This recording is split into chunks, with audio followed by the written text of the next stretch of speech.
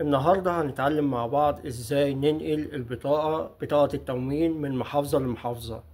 لو انت غيرت سكنك ونقلت محافظة تانية، لو انت غيرت وظيفتك ونقلت محافظة تانية وعاوز تنقل بطاقة التموين، فهعلمك النهاردة من الموبايل او جهازك الشخصي اللابتوب او الكمبيوتر ازاي تعمل نقل لبطاقة التموين بدون ما تدفع جنيه. يعني هتعمل النقل وانت قاعد مكانك. هنعملها ازاي؟ نتابع مع بعض الشرح. ولو انت ما شاركتش في القناة اشترك في القناة وفعل زر الجرس، ولو انت مشترك في القناة لايك وشير عشان غيرك يستفيد. ويلا بينا على الشرح. شارع الحياة وسط الزحام،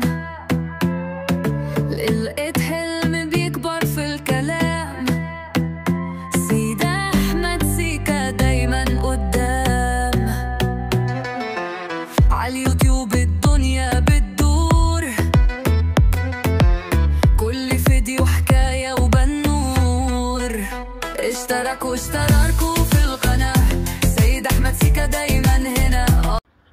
أول حاجة تفتح جوجل وتكتب مصر الرقمية بالعربي.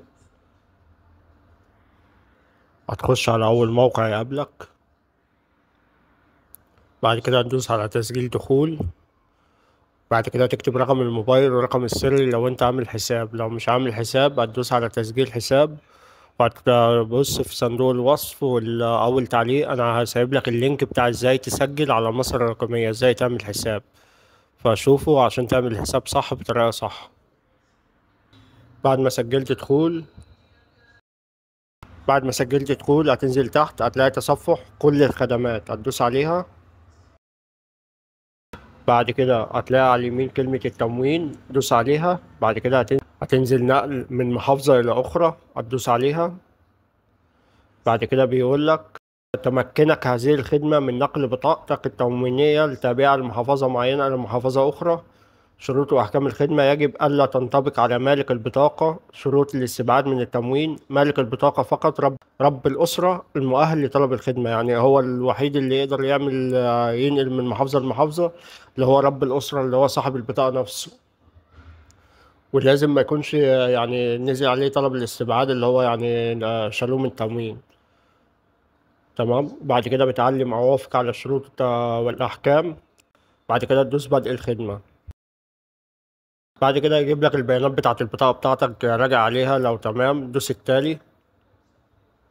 بعد كده بيقول لك المحافظة المراد النقل منها، انت المحافظة بتاعتك اللي انت كنت فيها كذا، بيقول لك المراد تحويل إليها، تختار المحافظة اللي انت عاوز تحول إليها. بعد كده المديرية تختار اللي هي المديرية. بعد كده إدارة التموين تختار اللي هو إدارة التموين اللي انت تابع ليها، تبع إدارة التموين ايه في المنطقة اللي هي المحافظة الجديدة. بعد كده مكتب التموين تختار مكتب التموين بتاعك. بعد كده البدائل اختار اي تاجر من دول، يعني اي تاجر عادي، انت كده كده طالما تابع للمحافظة هتقدر تصرف من اي تاجر بعد كده. بس في الاول اختار تاجر، لو انت عارف تاجر معين اختاره، لو مش عارف اختار اي تاجر عادي. بعد كده هتدوس التالي. بعد كده بيقول لك تم تلقي طلبك بنجاح. كده هتستنى الرسالة تجيلك على الموبايل ان هو تم النقل بنجاح، او تخش على طلبك على الموقع وتبدأ اللي انت تتابع، او تروح لاي مخبز تبع التموين وتبدأ اللي انت تصرف. لو صرفت يبقى تمام كده تم النقل. لو انت عاوز تتابع الطلب بتاعك بتخش على الصفحة الرئيسية، بتدوس على التوجه لحسابي. بعد كده بتختار اللي هو الطلب بتاعك اهو، هتدوس عليه.